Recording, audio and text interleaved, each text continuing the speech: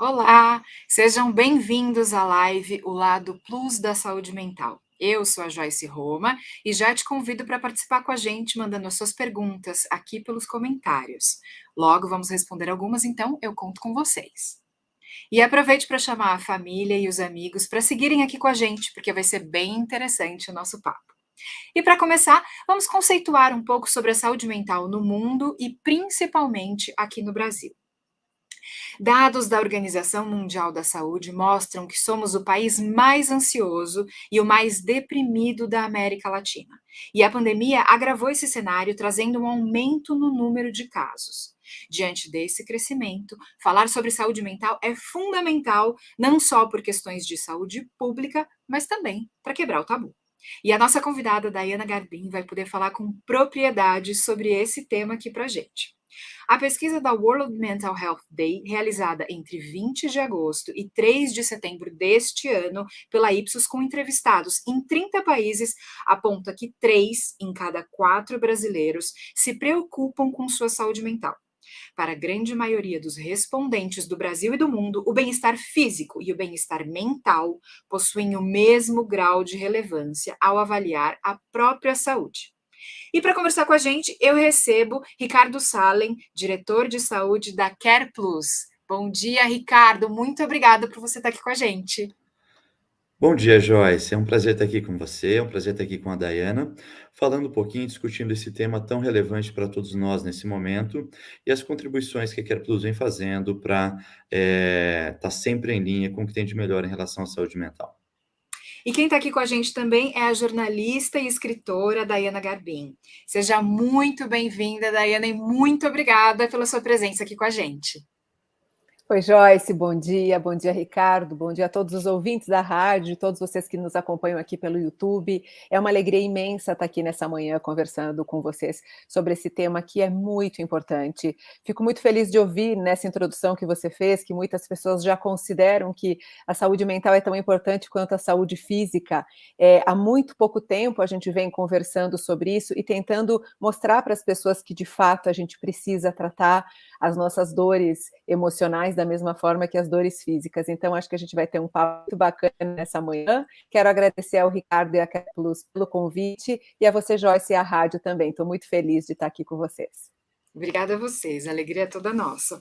Bom, então vamos para as perguntas. Ricardo, ficou evidente que com o isolamento e o medo da Covid-19, o número de casos de ansiedade e depressão teve um aumento considerável. Já existe alguma pesquisa que revele esse número? Olá, Joyce. Sim, já existem vários dados que confirmam essa percepção que todos nós temos. Eu tenho certeza que, assim como eu, assim como você, cada um dos ouvintes tem cada vez mais contato com pessoas que estão sofrendo disso, que Uhum. estão sofrendo e relatando o quanto que questões emocionais, questões mentais estão impactando as nossas vidas, né? Eu cito aqui uma pesquisa feita pelo CDC, Uhum. que mostrou, com mais de 800 mil pessoas, que mostrou que o número de depressão e ansiedade aumentou mais de 200% nos Estados Unidos durante o período de pandemia, comparado com o período pré-pandemia. Um pouquinho dos números brasileiros em relação a isso, né? A Universidade Estadual do Rio de Janeiro publicou um artigo na Lancet alguns meses atrás, mostrando um aumento de 90% dos casos de depressão no Brasil durante o período de pandemia, também se comparado com o período pré-pandemia, né? E dentro da realidade da Care Plus, nós temos um programa que chama Mental Health, que foi lançado mesmo antes da pandemia, porque a preocupação com a saúde mental, ela já existia e ela já vinha numa crescente. A pandemia, ela potencializou muito isso, mas já era uma preocupação que nós tínhamos e nós lançamos um programa chamado Mental Health alguns anos, algum período antes da pandemia. E as inscrições que a gente tem nesse programa do Mental Health, eles subiram 90% em relação ao período pré-pandemia. Então, nós tínhamos um crescimento de cerca de 20% ao ano antes da pandemia e após 2020 esse número subiu para 90%. Então, ou seja, já existem evidências suficientes para que a gente comprove que a pandemia está sim impactando de uma forma bastante severa a saúde mental das pessoas.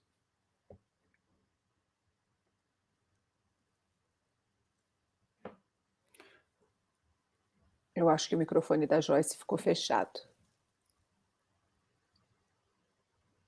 Não.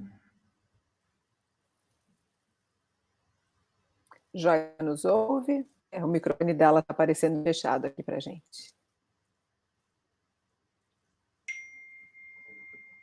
Ok, voltei. Agora sim. Desculpa, pessoal. Ricardo, então eu vou voltar à pergunta. No Brasil foram aplicados cerca de 307 milhões de doses de vacinas, ou seja, 63% da população foi imunizada. A partir do se tornou uma realidade nas grandes empresas? Olá, Joyce. Sim, sem dúvida alguma, o retorno ao trabalho, a discussão sobre o retorno ao trabalho já virou uma grande realidade dentro das grandes empresas e mesmo das empresas menores, né? Eu acho que com a taxa de vacinação que nós temos, e o Brasil é um país que está de uma forma bastante acelerada, conseguindo que a nossa população esteja vacinada, o brasileiro tem uma cultura pró-vacina, né? Ou seja, a gente está conseguindo que a quantidade de internações caia drasticamente, a gente está conseguindo que a mortalidade pela Covid caia drasticamente, né? E mesmo com as preocupações com as novas variantes, já existe um forte movimento em relação ao retorno ao trabalho, né? E essa preocupação em relação ao retorno ao trabalho, ela traz alguns fatores, porque você tem uma preocupação de manter a produtividade, de ganho de produtividade, que é uma pressão constante do mundo corporativo, e ao mesmo tempo de garantir que o estado emocional e físico dos colaboradores estejam sempre em primeiro lugar. Então, essas discussões já estão fazendo parte e as empresas estão sim buscando ajuda para entender qual é a melhor forma, qual é o melhor momento e quando retornar ao trabalho, como conseguir manter a saúde do colaborador sempre preservada. E você pode dizer para a gente algumas ações práticas que podem ser tomadas nessa retomada do trabalho presencial? Sem dúvida, eu acho que existem algumas recomendações que todas as empresas devem levar em consideração. Eu acho que o uso obrigatório de máscaras continua sendo um pré-requisito básico para isso daí. Você deve ter um processo onde você vai fazer a aferição da temperatura antes de entrar ao escritório, da entrada ao local de trabalho, e sempre que houver uma temperatura febril ou subfebril, esse colaborador ele deve ser orientado a procurar um serviço de saúde e não entrar em contato com demais colaboradores. Você deve ter um processo que garanta um distanciamento social entre as estações de trabalho. Esse distanciamento deve ser no mínimo de 1 metro de distância, né? Você deve criar um programa que permita você identificar e dar apoio a todo e qualquer caso sintomático, ou seja, à medida que alguém tenha qualquer sintoma que pode estar relacionado com o Covid, você deve ter um processo para que esse colaborador não entre ao local de trabalho e que você consiga dar o apoio e monitorar e acompanhar, inclusive, os contactantes que esse colaborador teve, para evitar que um surto realmente apareça dentro do local de trabalho. Então, afastando todos os sintomáticos que possam ter contraído em algum momento a Covid. Então, essas são orientações básicas que as empresas devem seguir para que esse retorno ao trabalho seja de uma forma bastante saudável do ponto de vista físico, evitando assim que a Covid volte a aparecer dentro da empresa. Perfeito. Daiana, mesmo diante de tantos tabus com a pandemia, o assunto saúde mental veio à tona de uma forma muito forte. Conta um pouco pra gente sobre a sua experiência, de que forma as pessoas podem encontrar mecanismos para sair de um problema relacionado à saúde mental. Joyce, eu acho que a gente está, de fato, vivendo um momento muito especial nesse sentido, porque nunca falou-se tanto de saúde mental, a gente nunca teve tantos eventos como esse que a gente está fazendo agora, encontros, discussões, não só no ambiente médico, mas as pessoas hoje em dia já, quando podem se encontrar, já conversam sobre isso, sobre como se sentem muitas vezes exaustas, sobrecarregadas, abaladas. A gente não tinha esse tipo de conversa com tanta frequência antes da pandemia. Eu costumo dizer sempre que a pandemia nos colocou diante de dores que talvez antes, na correria da nossa vida, a gente não se permitia sentir. a gente não se permitia olhar, né? O ambiente de trabalho sempre foi um ambiente que exigiu muito do funcionário, sem espaço para sentimentos, digamos assim, sem Uhum. espaço para que a empresa, para que as pessoas pudessem conversar sobre isso, como é que a pessoa está se sentindo. E o mais curioso é que quando você tem um colaborador, um funcionário abalado emocionalmente, a produtividade dele com certeza vai cair. Ele não vai trabalhar tão bem como se ele tivesse emocionalmente estável. Uhum. Então, a gente não tem como separar, e que bom que agora estamos percebendo isso, a nossa saúde física da mental, o nosso corpo das nossas emoções. Se a gente não tem saúde mental, a gente não tem saúde como um todo, porque a saúde ela é muito mais do que a ausência de uma doença. A saúde Uhum. é um contexto todo de bem-estar, de funcionalidade, de vitalidade, de você se sentir energia e disposto para viver, para ir ao teu trabalho, para cuidar da sua família, para fazer as suas atividades. O que a pandemia fez com a gente, pelo que eu percebo e pelos inúmeros relatos que eu recebo todos os dias no meu trabalho, por meio das redes sociais, falando já desde 2016 sobre saúde mental? As pessoas foram colocadas por causa da pandemia, e quem fez isolamento social, porque a gente sabe que grande parte da população precisou, foi obrigada a continuar trabalhando, então a gente Uhum. tem duas situações que eu gostaria de colocar aqui. As pessoas que precisaram ficar em isolamento, pela primeira vez na vida se depararam com isso. Antes, a gente tinha na nossa vida normal fugas, né? A gente ia até o trabalho, se a gente estava estressado, a gente ia para um bar com os amigos, a gente ia no cinema, a gente ia para um teatro, a gente tinha válvulas de escape para as nossas dores emocionais, para o nosso esgotamento, para o nosso estresse, né? A gente dizia, estou estressado, vou para o bar, vou para uma balada, vou para um restaurante. Válvulas de escape. A pandemia nos colocou diante desses sentimentos exacerbados, sem nenhuma possibilidade de descanso emocional. A gente tem que ficar ali entre quatro paredes, com nossa família, convivendo com as pessoas 24 horas por dia, o que também nos mostra a imperfeição das pessoas que a gente convive e as nossas imperfeições. Então, puxa, como é que a gente não vai estar exausto? Como é que as relações não vão ficar abaladas diante de tudo isso?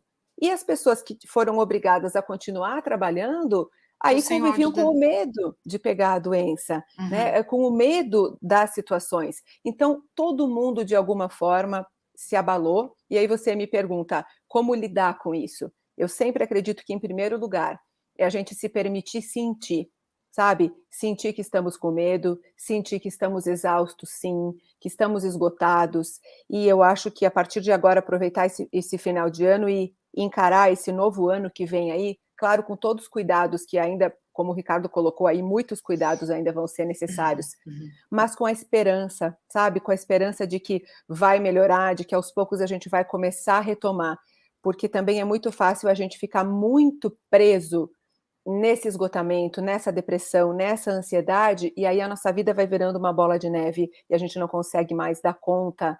Então, se alguém está acompanhando a gente e está se sentindo dessa forma, se achar necessário, busque uma ajuda profissional. Eu sei que a gente vai falar mais sobre isso daqui para frente, mas eu acho que é muito importante a gente se permitir sentir, sentir as nossas dores emocionais. Queria só colocar para finalizar, Joyce, que já estou me alongando demais aqui, Imagina! que não é motivo de fraqueza você estar com dor emocional, com uma depressão, com um transtorno de pânico. Você não é uma pessoa fraca por causa disso. Você é simplesmente humana. Seres humanos sentem isso. Que bom que agora a gente pode conversar sobre isso e acolher essa nossa humanidade. Perfeito. Ricardo, e como acolher funcionários que estão de luto? As empresas estão preparadas para esse tipo de situação? O que você aconselha? Joyce, eu acredito que algumas empresas estão, sim, mas a grande maioria delas, ela está preocupada e está em processo de se preparar, porque realmente o que a gente está vivendo agora é uma coisa totalmente nova para o mundo, para a nossa realidade e mesmo para o mundo das empresas, né? Ou seja, e você ter um ambiente laboral, um ambiente empresarial, onde o clima organizacional, que as pessoas estejam mentalmente saudáveis, né? Ele é, ao mesmo tempo, simples e, ao mesmo tempo, extremamente complexo, né? Porque se você conseguir com que, como a Daiana colocou, desenvolver dentro do ambiente corporativo, dentro do ambiente empresarial, laços pessoais, laços de amizade, laços de relacionamento, é uma das principais ações que você pode ter para melhorar a qualidade de vida dentro das organizações, né? Então, eu acho que as empresas atuando para aumentar esse desenvolvimento de laços sociais dentro das organizações é uma das principais estratégias que as empresas devem ter para melhorar a saúde mental de seus colaboradores e dentro das empresas, né? Existem algumas outras coisas que podem e devem ser feitas, né, para melhorar esse clima dentro das empresas, né?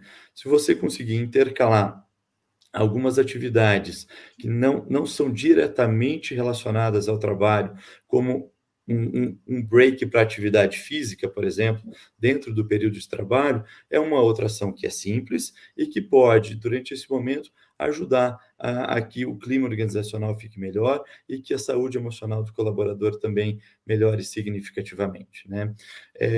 A gente gosta de citar sempre quando a gente traz esse assunto de como que as empresas podem atuar no processo de luto e no processo de adoecimento mental do colaborador, o nosso programa do Mental Health, né? É um exemplo de uma estratégia que nós, CarePlus, desenvolvemos para nós como empresa e para os nossos clientes corporativos também, uma forma de apoiar nesse processo de luto e no processo de adoecimento mental. Então, esse programa do Mental Health é uma forma onde todo beneficiário da CarePlus pode, a qualquer momento, entrar em contato com um profissional de saúde mental e esse psicólogo vai entender a necessidade daquele indivíduo naquele momento e saber direcionar melhor para o cuidado que ele precisa em cada momento. Eu acho que, voltando então, só para finalizar, boa parte das empresas está sim se preparando para oferecer para os seus colaboradores um cuidado em relação à saúde mental, com o processo de luto, diferente do que ele tinha antes. Perfeito. Bom, participe. Ao longo da live, nós vamos responder algumas delas. Ricardo, como promover um ambiente de trabalho mais saudável, mesmo diante de todas as cobranças e problemas do mundo corporativo? Essa é a pergunta de $1 bilhão, né? Eu acho que todos nós que somos do mundo corporativo, a gente se depara com esse questionamento, porque ao mesmo tempo que nós temos uma pressão constante por resultado, por ganho de produtividade, por eficiência, né? Nós temos também a necessidade de buscar com que os colaboradores, que as pessoas que trabalham conosco, elas estejam emocionalmente bem e possam trabalhar cada vez melhor, né? Não há dúvida alguma que um funcionário que ele está psicologicamente impactado, que ele está com problema em relação à sua saúde mental, ele vai ter uma queda de produtividade, ele vai produzir menos, ele vai se afastar mais. Depressão já é uma das principais causas de afastamento do trabalho. Então, ou seja, por mais que seja complexo, eu acho que as organizações já entendem que essas duas forças elas devem caminhar juntos e na mesma direção.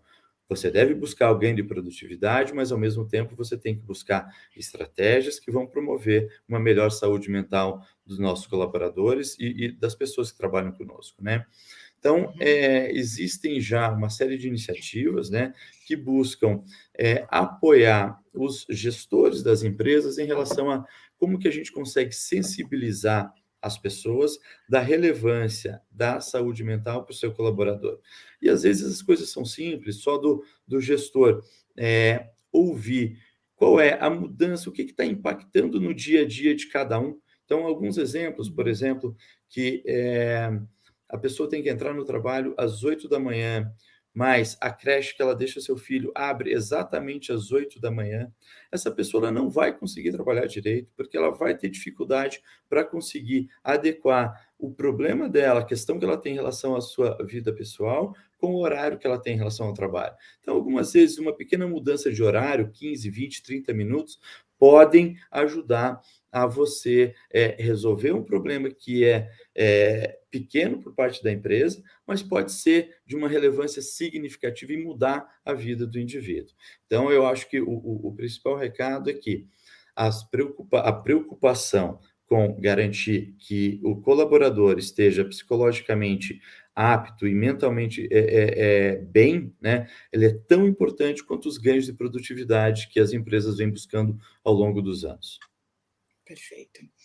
Joyce, se Daiane, você me fala. permite só Por acrescentar uma coisa favor. nessa resposta do Ricardo, eu acho, Ricardo, que a gente tem percebido também que todas as empresas, e agora falando de fato, a gente sabe que todas as empresas precisam do faturamento e do lucro, e que isso é muito importante, né? A gente não pode idealizar aqui um mundo em que, tudo bem, a gente vai abrir mão dos ganhos. Entretanto, todas as empresas, se colocarem no papel o gasto com afastamentos de trabalho por doenças emocionais, se esse gasto fosse investido em saúde mental, a empresa teria menos gasto, teria mais lucro, porque já se sabe que os gastos com saúde mental e afastamento são enormes. Então, por que não as empresas pensarem numa ação preventiva? Como é que eu posso ajudar o meu funcionário? E começa por essa simples medida que você, Ricardo, acabou de colocar, né? O que será que o meu funcionário precisa? E aí entra a comunicação, o diálogo, que às vezes é tão falha nas corporações.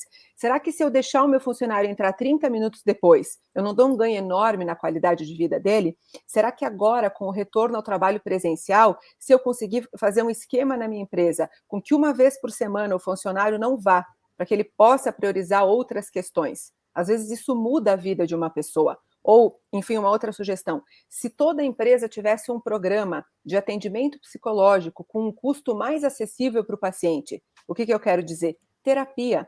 Terapia muda a vida das pessoas, mas no Brasil a terapia ainda é um tratamento que tem um custo altíssimo, a gente sabe disso.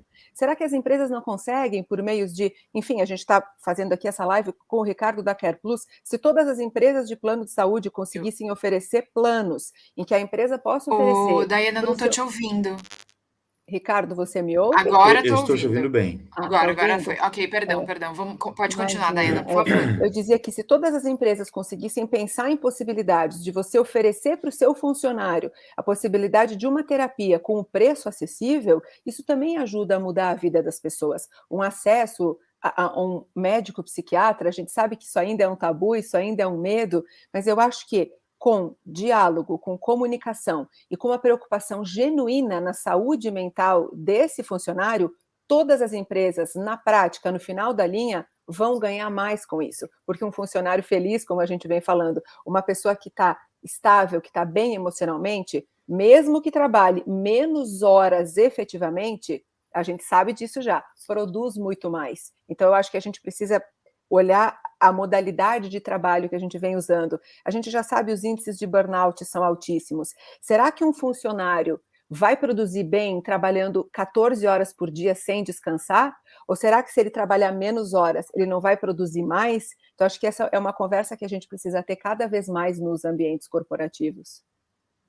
Perfeito.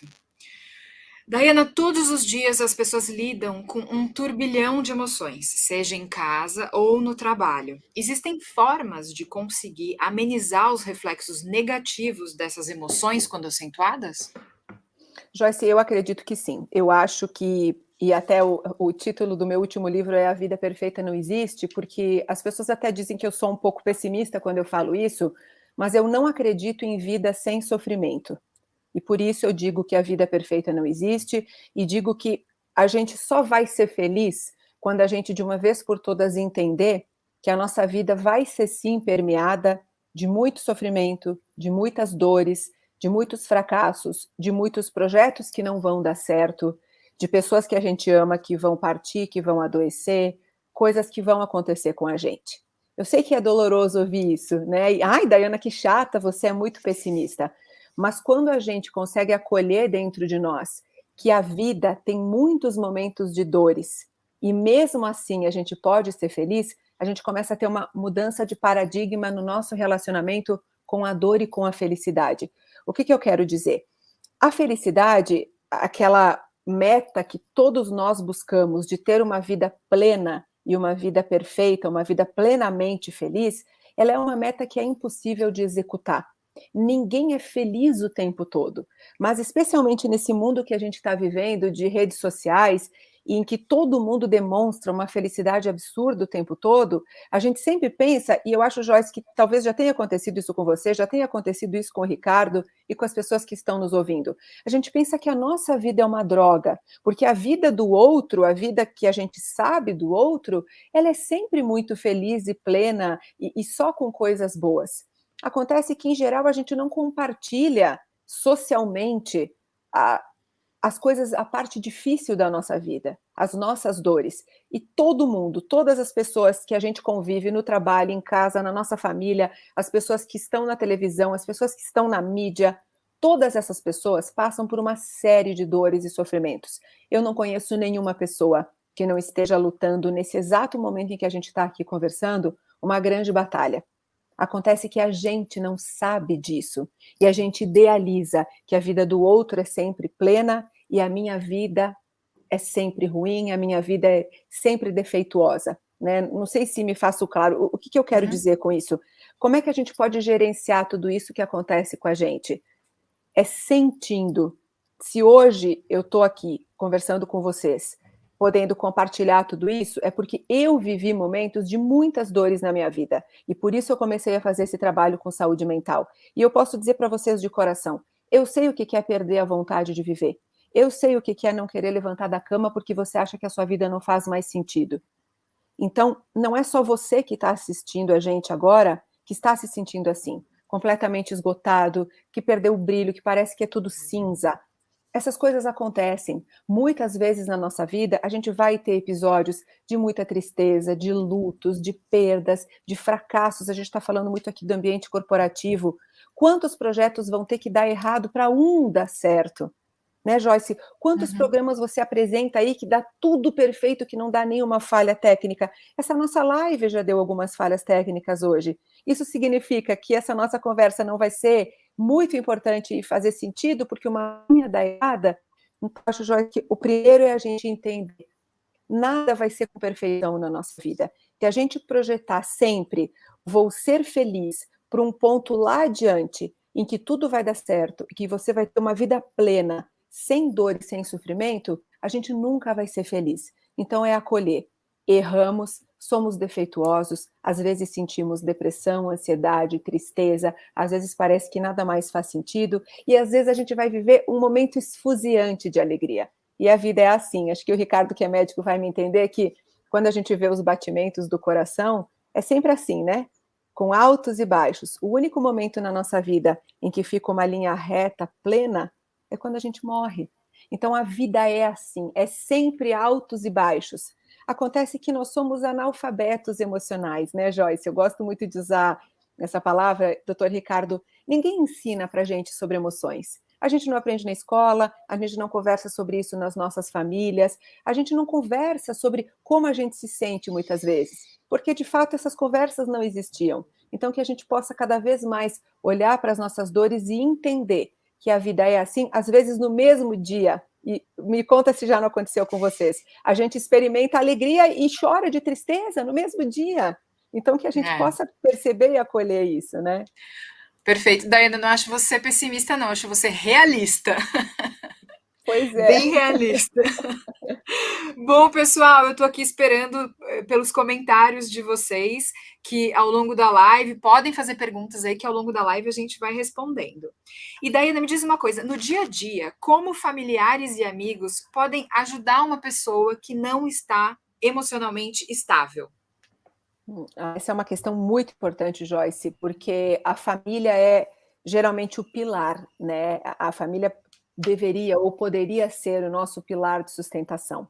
Quando a família não compreende, por falta de informação mesmo, ou por uma dificuldade de aceitar que alguém da família está doente, isso fica muito difícil. Porque todos os psicólogos e psiquiatras e psicanalistas que são meus colaboradores no meu trabalho sempre explicam que geralmente a pessoa não adoece sozinha. A família toda adoece quando a gente tem uma doença mental. Primeiro lugar, pelo histórico genético, que a gente sabe que quem tem casos de depressão, ansiedade na família tem uma chance maior de ter, então a gente tem sim uma carga genética para as dores mentais, mas por causa do comportamento, do funcionamento da família, né? Então é muito importante, primeiro, que as famílias possam olhar para o seu interior e perceber o que será que tem de não funcional na nossa família que está levando pessoas a um adoecimento, a uma depressão, a uma ansiedade. O que a gente pode fazer para ajudar? Em primeiro lugar, é sempre ouvir, mas ouvir com empatia. A gente, muitas vezes, quer falar, mas eu sou uma pessoa que falo demais, né? Eu faço um exercício todo dia para ouvir quando alguém quer me contar uma dor. Que a gente possa ouvir sem julgar, né? Ouvir com uma intenção de entender, de compreender e de poder oferecer um pouco de carinho por essa pessoa que está sofrendo. Porque, em geral, quando alguém fala que está com depressão, a gente diz assim, ai, que bobagem, toma uma cerveja que passa, né? A gente ainda acha que são coisas fáceis de resolver. Que tal a gente poder ouvir uma pessoa da nossa família que está com depressão, por exemplo, e dizer, puxa, eu imagino a sua dor, eu estou aqui para te ajudar, o que eu posso fazer para te ajudar? Às vezes a pessoa precisa desse acolhimento que ela nunca recebeu. E muitas vezes a gente precisa de uma ação mais prática, que é ir com essa pessoa ao médico. Muitas pessoas que estão com alguma doença mental não querem admitir para si mesmas que precisam ir a um psiquiatra, que precisam tomar um medicamento. Então, você, enquanto familiar, pode se oferecer para ligar para um médico, para marcar uma consulta, para ir com essa pessoa até o consultório. Agora, no caso, a gente está falando da medicina online, né? Marcar uma consulta para a pessoa poder fazer uma consulta, uma telemedicina, mas ajudar essa pessoa de fato, a que ela busque ajuda, ajudar procurando uma indicação de um psicólogo, incentivar ela a fazer terapia. São ações que muitas vezes a gente não faz porque a gente não quer olhar para a nossa própria dor. Então, que a gente possa sempre auxiliar esse familiar. Mas se você me disser uma coisa, Joyce, eu diria ouvir com carinho, ouvir sem julgar, porque de julgamento o mundo está muito cheio e as pessoas estão muito cansadas. Agora, alguém para te estender a mão, para te acolher e para dizer, eu imagino a sua dor, aí infelizmente a gente tem pouca gente, muitas vezes até dentro das nossas famílias. Claro. Ricardo, você acha que você pode complementar com alguma coisa? O que os familiares podem ajudar de alguma maneira? Eu gostei muito do que a Daiana colocou em relação à ação prática, né? Ou seja, como que o familiar ele pode tomar a iniciativa que o paciente, que a outra pessoa da sua família está num processo de entristecimento, que está talvez deprimida, né? Ela não vai ter a iniciativa de pegar o telefone e ligar para agendar uma consulta. Ou seja, muitas vezes eu acho que essa ação prática, né, ela não existe, né, por parte de quem está com o sintoma. Então, o familiar que consegue identificar que vai ter a habilidade de ouvir e ter a iniciativa, né, de mover e buscar um profissional de saúde para ajudá-lo, eu acho que é essencial, né? Então, eu gostei bastante dessa consideração que a Daiana colocou, né? Ou seja, de se mover para fazer isso, né? E eu acho que uma outra questão que eu destacaria, né? Eu acho que todos nós, mesmo que a gente não consiga reconhecer em nossos familiares ou nas pessoas que convivem conosco alguém que esteja mentalmente sofrendo, alguma coisa assim, a gente tem que se preparar, porque isso vai acontecer, né? Ou seja, eu acho que a sensibilização, todos nós estarmos cientes de que o assunto de saúde mental, em algum momento, ele vai fazer parte da nossa vida, do nosso cotidiano, e que a gente deve se preparar, estar preparado para esses passos de ouvir e depois tomar a iniciativa de apoiar e de agir, né, são essenciais. Perfeito.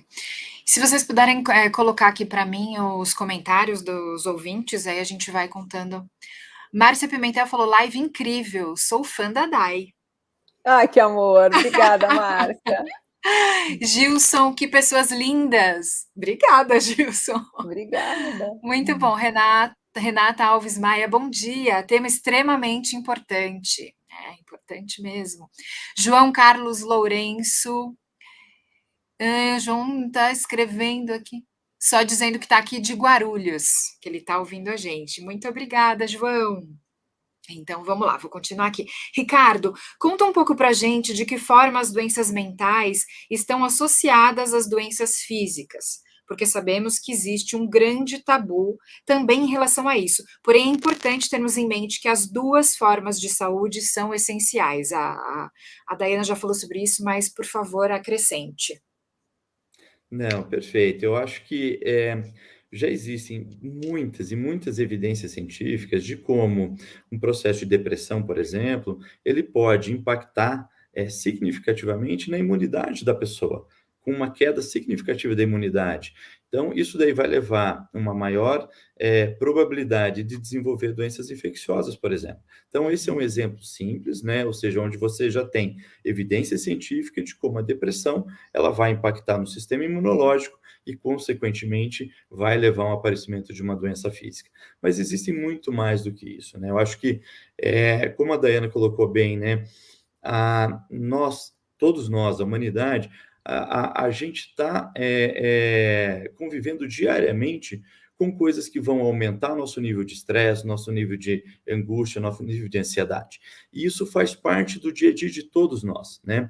Mas o nosso organismo, ele está preparado para se adaptar a essas flutuações, né? Quando, por algum motivo, essa adaptação do nosso organismo a essas variações de ansiedade, de estresse, ela não ocorre, e isso pode ocorrer por N razões, é aí que o processo de adoecimento ocorre.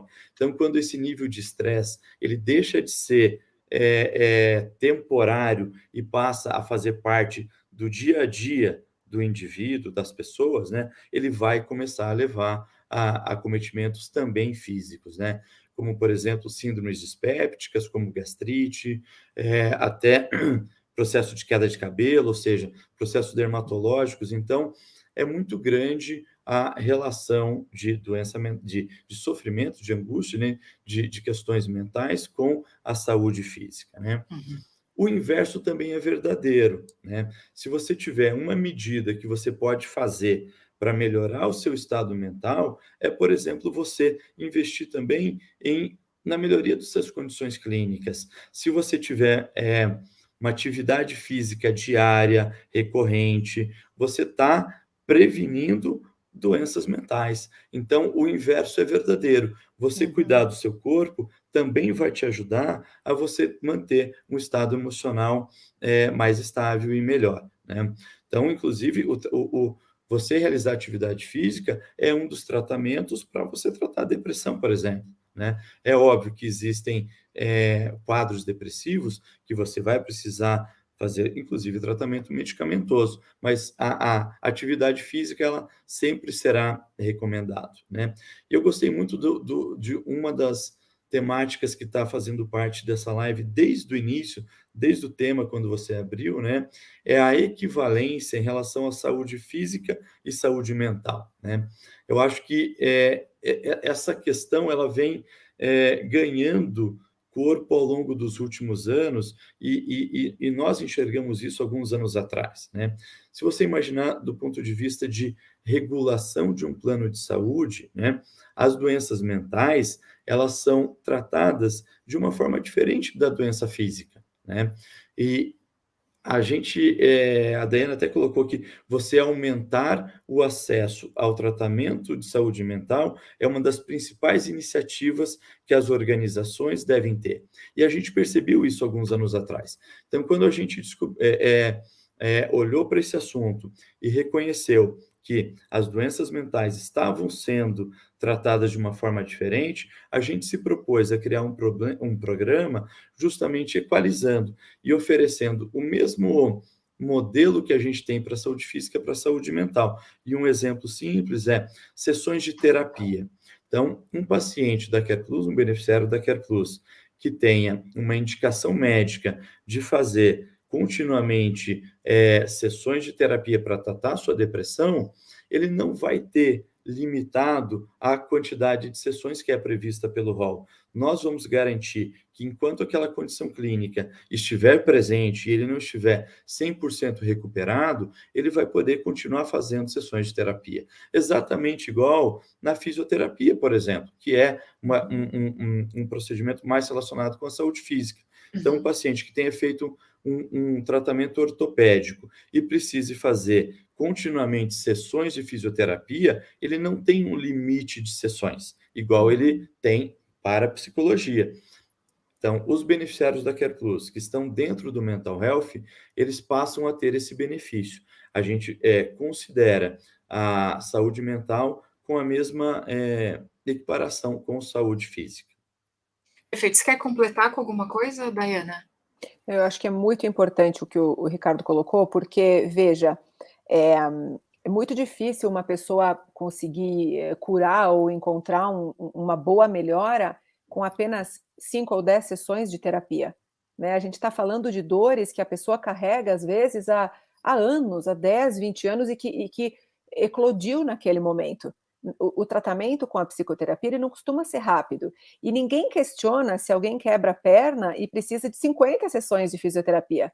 Mas, em geral, não é oferecido um número grande de sessões de terapia. Então, nesse sentido, eu acredito que a gente precisa de uma mudança de paradigma da cultura da saúde emocional no nosso país. E os planos de saúde têm esse papel, que isso é muito importante, que eles possam tratar dessa mesma forma como o Ricardo está colocando para a gente, a saúde mental e a saúde física.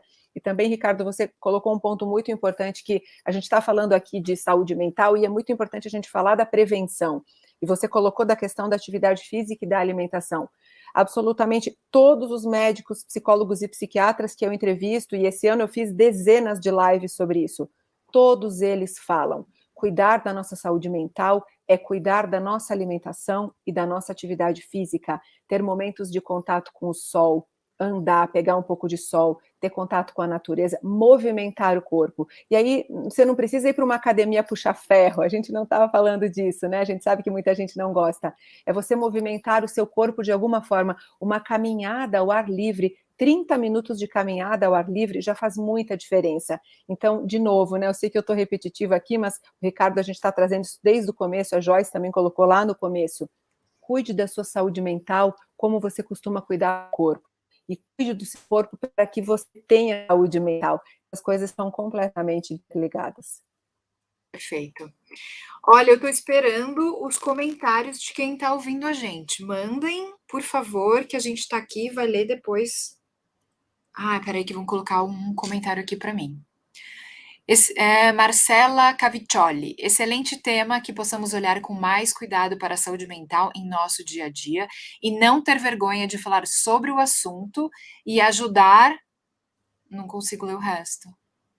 Cuidar do nosso corpo como um todo. Perfeito, é isso. Marcela, muito obrigada. Daiana, como podemos evitar desequilíbrios emocionais? Dicas, Olha, queremos Joyce, dicas.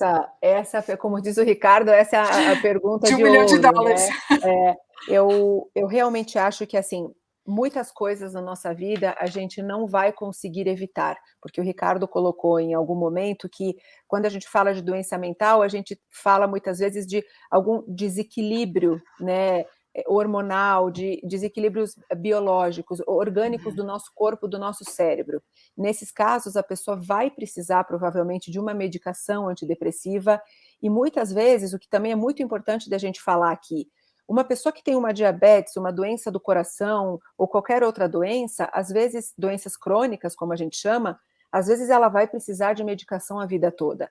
Muitos estudos já vêm mostrando que pessoas que têm depressão crônica, transtorno bipolar, ou transtorno do pânico, transtorno de ansiedade, muitas vezes também vão precisar de medicação para isso a vida toda. Só que isso é um grande tabu na nossa sociedade. Só que a gente precisa aceitar, precisamos tratar as doenças mentais também como doenças crônicas, quando esse for o caso, né? Então, a medicação para isso precisa ser colocada de uma forma um pouco mais natural. Por que você vai perder qualidade de vida por vergonha de precisar de uma medicação? Então, a Marcela escreveu ali a palavra vergonha, e essa palavra, para mim, ela tem um impacto muito grande quando a gente fala de saúde mental. as pessoas têm vergonha de sentir algum problema emocional, porque a gente associa isso a uma falha de caráter, a uma fraqueza, a uma vulnerabilidade que eu deveria esconder. E a gente não precisa ter, a gente não deve ter vergonha de ter nenhuma doença. Muitas doenças podem acometer a gente. Ninguém tem vergonha se caiu e quebrou uma perna. Por que a gente vai ter vergonha de ter depressão, de ter ansiedade? E eu acho que, junto com esse entendimento de que somos humanos e adoecemos sim, vem a autorresponsabilidade, que é nisso que eu queria responder a sua pergunta, Joyce. A gente precisa ter a autorresponsabilidade de admitir quando estamos doentes e precisamos de ajuda, de seguir o tratamento como o médico mandou, de não parar uma medicação de sistema nervoso central sem a orientação de um médico, porque quando a gente para de tomar o remédio de uma maneira abrupta, você pode ter crises muito mais fortes, de você seguir na terapia, por mais doloroso que isso possa ser, e buscar outras possibilidades de os especialistas chamam de regulação emocional. Eu não gosto muito dessa palavra regulação, porque parece que a gente vai poder regular por vontade própria, e a gente sabe que isso é muito difícil. Mas eu gosto de falar em a gente buscar alternativas para a gente conseguir se conhecer um pouco mais, de autodesenvolvimento, sabe? Onde eu quero chegar? Eu consegui buscar isso por meio da meditação. A prática da meditação foi uma coisa que teve um impacto muito importante na minha saúde mental. Para muitas pessoas, a meditação não vai ter espaço, porque a pessoa não gosta, não consegue. Então, uma atividade física pode ser um meio de você regular o seu humor, de você conseguir entender tudo o que se passa com você. Ter momentos de lazer, ter hobbies, ter atividades, eu não sei, ler um livro, assistir um filme, pintar um quadro, brincar com os seus filhos, pular com crianças. Eu acho que a gente não tem uma fórmula perfeita aqui, uma receita de bolo para dar. Cada pessoa vai ter que buscar atividades no seu dia a dia, e eu estou falando de coisas de 10, 15 minutos por dia, de autocuidado. Então, se você gosta de meditar, fecha os seus olhos, se conecta com o seu corpo, respira fundo, toma um banho quente, lê um livro, deita na cama de olhos fechados e escuta uma música que você gosta. A gente já sabe que a música tem um impacto muito bonito, muito importante nas nossas emoções. Então, enfim, procure, na sua possibilidade da sua vida, do seu dia a dia, da sua rotina, se dar de presente todos os dias, pelo menos 10 minutinhos de autocuidado. Acho que isso você já vai ver que vai fazer uma grande diferença, porque você fala para você mesmo, eu me cuido com carinho, eu me cuido com respeito, eu posso cuidar de mim, eu posso ser um bom amigo para mim mesmo e para mim mesma. E isso, de alguma forma, pode ajudar a mudar a nossa relação com as nossas dores, com os nossos sofrimentos e trazer um pouco mais de autocompaixão, de qualidade de vida para a sua vida, algo que você pode se dar, sem esperar que o outro te dê um acolhimento e um aconchego. A gente chama isso de autocompaixão, né? Algumas pessoas torcem o nariz para esse termo, mas eu acredito muito nisso. É você se dar de presente alguns minutinhos de autocuidado todos os dias. Perfeito. Joyce, se você permitiu, eu queria complementar um pouquinho Por favor. a questão do tabu que a Dayana colocou, né?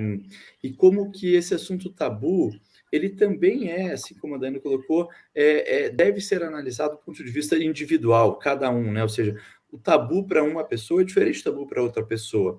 Eu queria daí trazer o tema de telesaúde, telemedicina, telepsicologia, e como que esse assunto, ele impacta diferentes pessoas, né? Algumas vezes a tela, né, ele é um tabu para você. Você quer conversar, você quer olhar no olho da pessoa, você quer estar perto, você quer ter essa interação física, você quer ver, você quer estar presente no consultório do profissional para poder se abrir. Por um outro lado, existe um grande número de pessoas que a tela, né, que a telepsicologia, que a telemedicina, ela foi uma grande quebra de tabu, né? Ou seja, quantas pessoas elas evitavam ir até o consultório de um psicólogo ou até o consultório de um psiquiatra para tinham receio, tinham vergonha, como trazendo a palavra que foi colocada, né, de ser vistos numa sala de espera de um profissional de saúde mental e de como aquilo poderia estigmatizá-la, né? Então, a telemedicina, ela veio quebrando totalmente esse tabu e permitindo que essas pessoas que antes tinham essa vergonha, esse receio, né, eles pudessem, na segurança da sua casa, né, ou seja, totalmente protegidos, começar a ter acesso, começar a ter contato com um profissional de saúde mental. E à medida que o tratamento evolui, que seus medos vão diminuindo, suas angústias vão diminuindo, aí sim ela passa a escolher se a continuidade do tratamento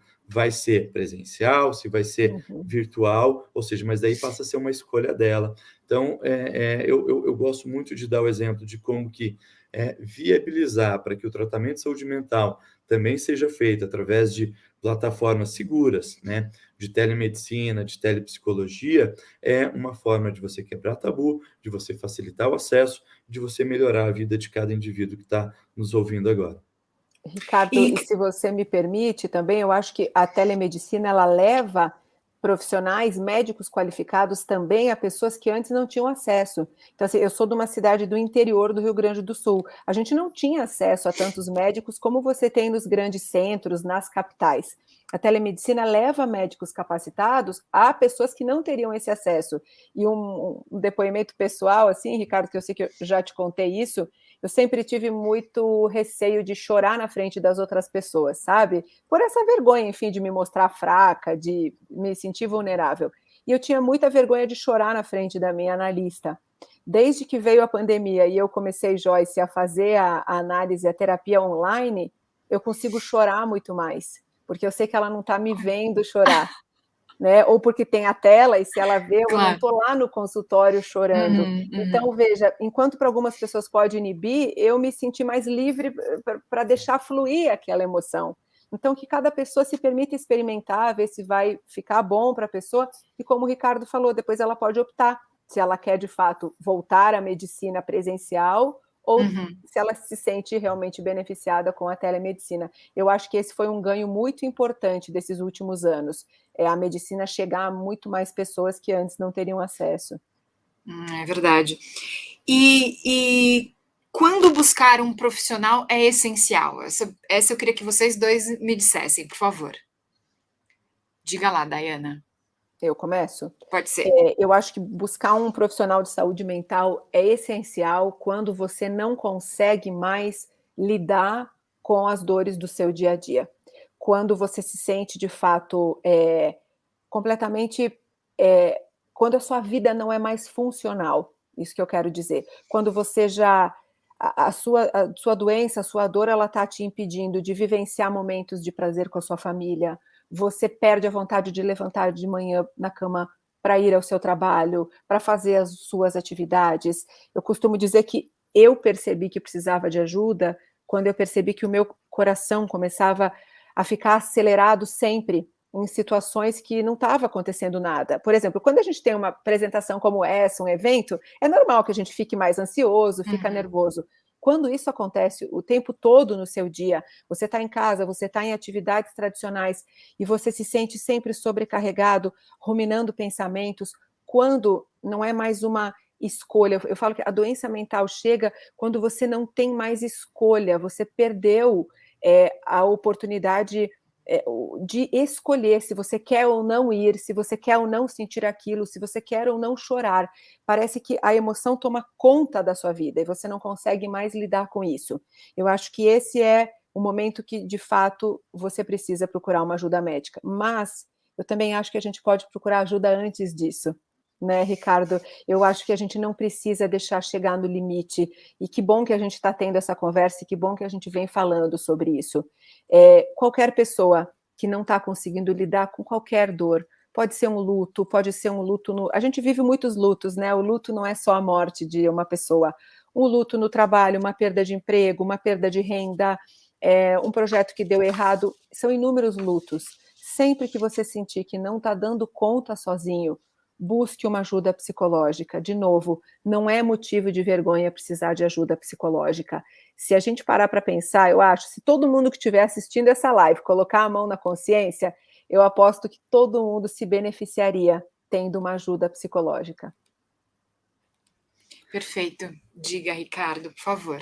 Eu acho que o que a Dana colocou completa totalmente esse quadro, né? O que eu podia tentar colocar sobre uma outra perspectiva, né?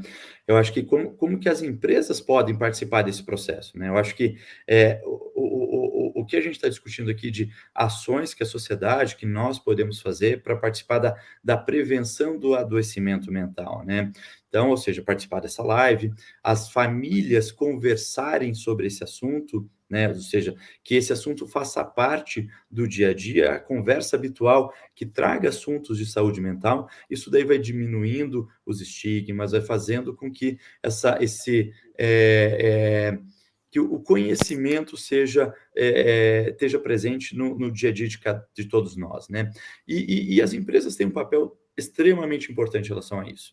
Eu acho que sensibilizar todas as lideranças, todos os gestores das empresas, de que o estado emocional do seu colaborador, ele é importante e que, como a gente já discutiu aqui antes, uma pessoa psicologicamente bem, né? Ou seja, que esteja mentalmente sã, ela vai produzir muito mais, ela vai evitar desperdício, ela vai evitar custos, ela vai, inclusive, adoecer menos e vai se afastar menos. Então, esse processo de sensibilização das empresas, das lideranças das empresas, da importância de você ouvir o colaborador, de você fazer pequenas mudanças, de você dar o primeiro apoio, orientando ele e mostrando que o que ele tem não é algo ruim, muito pelo contrário, assim, ou seja, que é algo necessário cuidar, ou seja, trazer angústias de casa não é ruim, é necessário você trazer, é necessário você saber ouvir o seu colaborador e poder dar o apoio que ele precisa para procurar a melhor ajuda no melhor momento. E programas como a gente oferece do Mental Health é um programa que dá esse apoio tanto do mundo corporativo quanto para o indivíduo, colocando uma rede de psicólogos para ouvir e poder direcionar para o melhor cuidado possível. Olha, eu tenho mais um monte de perguntas aqui, mas a gente está caminhando para o final. Eu quero saber se tem alguma pergunta de ouvinte, vocês podem colocar aqui para mim? Nayane Farias de Oliveira. Muito feliz, não é uma pergunta, ela está comentando, muito feliz por estar aqui escutando sobre um tema tão relevante para todos. Obrigada, Nayane. Tubarão Azul, like 39, bom dia, doutor. Vamos precisar de vocês mais do que nunca. O cérebro sempre foi meio misterioso e depois do atual momento, novas coisas ocorrerão. É verdade. Vamos ver, Camila Oliveira, a live está demais, amo o trabalho da DAI e a programação da CBN. Pergunta, como a tecnologia e as redes sociais afetam nossa saúde mental? Quem quer responder essa? Posso começar, Ricardo? Por favor. Pode, Daiana, por favor. Eu trabalho com rede social, né? Desde 2016, o meu trabalho é no meu canal do YouTube, no Instagram e no meu site. E eu me preocupo muito com o impacto das tecnologias, especialmente das redes sociais na nossa saúde mental. Apesar de trabalhar com rede social e ter o meu meio de sustento, o trabalho na rede social, eu sou uma pessoa que incentivo todos os dias que as pessoas usem menos rede social. E eu sei que é quase um tiro no pé, mas eu vou continuar incentivando. Eu, com muita frequência, fico 4, 5 dias sem entrar no Instagram, porque eu realmente acho que nós não fomos preparados para tanta informação, para tanto estímulo e para ficar tendo acesso à vida editada de tantas pessoas, como a rede social proporciona, né? Eu sempre brinco com as pessoas que, assim, a rede social aqui no seu celular, você está colocando na sua vida, no seu dia a dia, a vida de milhares de pessoas, quando você segue milhares de pessoas, que você não conhece, que você não sabe que edição da vida estão fazendo, você não sabe nem se estão falando a verdade, a gente já tem visto tantas fraudes, né, de coisas que não existiam. Então, eu acho que a gente tem que ter muito cuidado, primeiro, com que tipo de conteúdo a gente segue nas redes sociais, quais são as pessoas que a gente segue. Eu tenho um trabalho desde 2016 com transtornos alimentares e já está mais do que comprovado que quando você pega uma adolescente menina que desenvolveu um transtorno alimentar, você precisa, o profissional que está tratando, precisa verificar quem que ela segue nas redes sociais, porque isso diz muito do tipo de comportamento com o corpo e com a comida que ela está adotando. Então, que tipo de pessoas ela segue, que dizem o tipo de dieta que ela tem que fazer, que modelos de corpos ela persegue. A gente sabe que existem muitas blogs e perfis em rede social incentivando o comportamento de transtornos alimentares, por exemplo, que é muito grave, especialmente para as adolescentes que ainda estão formando as suas identidades. Então, a rede social tem sim coisas maravilhosas, a tecnologia. Bom, a gente está aqui conversando porque existe essa tecnologia. A gente falou da telemedicina, mas existe um lado muito perigoso da rede social que tem um impacto muito grande na nossa saúde mental. Então, a coisa mais importante é perceba-se. Observe que tipo de conteúdo você consome nas redes sociais. Você passa 3, 4, 5, 6 horas por dia na rede social, porque existem pesquisas que mostram que adolescentes chegam, às vezes, a 8 horas por dia na rede social.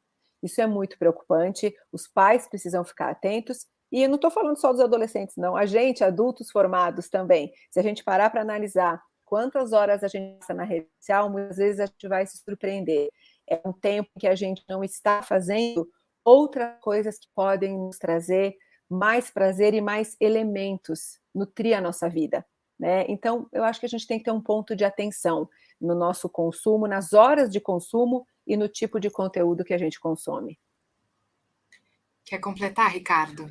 Eu quero, eu acho que assim, a curadoria do conteúdo, conforme a Dana colocou, é a principal questão, né? Assim, o ser humano, nunca teve tanta facilidade de acesso à informação de qualidade, com conteúdos bons, né? Então, ou seja, se você conseguir realmente direcionar rede social, ou seja, tecnologia, mídia, internet, né, para acesso a conteúdos bons, você faz com que a tecnologia contribua imensamente para o seu desenvolvimento, né? Então, eu acho que essa questão que a Dana colocou, da curadoria do conteúdo, é o principal ponto, né? Então, sou extremamente adepto à tecnologia, telemedicina, nós somos extremamente fãs e incentivadores do seu uso, né? Então, eu não tenho dúvida que a tecnologia ela tem o potencial de impactar muito positivamente as nossas vidas. Perfeito. Bom, infelizmente agora a gente está indo para o final mesmo. Eu quero saber se tem algum motivo. Ó, Xênia Cesário, excelente live. Obrigada, CBN. Doutor Ricardo, parabéns pela abordagem do assunto. Me sinto honrada em fazer parte de uma empresa que se preocupa com a saúde mental dos colaboradores. Muito bom. Então, infelizmente, nossa live está chegando ao fim. Eu quero agradecer a todos vocês que acompanharam nossa transmissão e, claro, quero agradecer muito a participação da jornalista Daiana Garbim. Daiana, muitíssimo obrigada. Você tem muito para falar sobre isso e foi uma honra te ouvir aqui. Muito, muito, muito obrigada mesmo. Joyce, eu que agradeço, obrigada pela sua condução brilhante aqui, obrigada a todos que participaram. Mais uma vez, Ricardo, muito obrigada pelo convite, contem sempre comigo, é uma alegria imensa falar sobre saúde mental, estou sempre à disposição, e um ótimo final de ano para todos vocês, um beijo enorme. Eu quero agradecer também a presença do diretor de saúde da CarePlus, Ricardo Salem. Ricardo, muito, muito obrigada mesmo por você estar aqui conversando sobre esse tema tão importante com a gente hoje. Excelente, Joyce, muito obrigado. Realmente a condição foi fantástica, foi muito gostoso conversar com vocês. E Daiana, mais uma vez, assim, é sensacional participar de conversas com você e tenho certeza que todo mundo que nos ouviu hoje aprendeu muito com você e vai levar isso para sempre. Perfeito. Ela fala de um jeito que a gente entende tudo, então fica fácil para todo mundo, né? Então, bora falar sobre saúde mental, né, Daiana? Sabe o que eu acho? Eu falo de um jeito de quem já sofreu muito. E aí a gente sabe como dói. E ainda sofre, né? Porque, como eu falo sempre para vocês, ainda a gente lida com questões dolorosas todos os dias da nossa vida, muito mais do que as pessoas imaginam.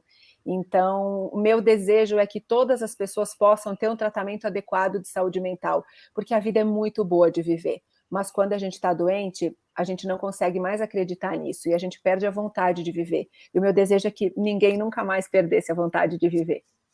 Querida, muito obrigada. Muito, muito obrigada a vocês dois.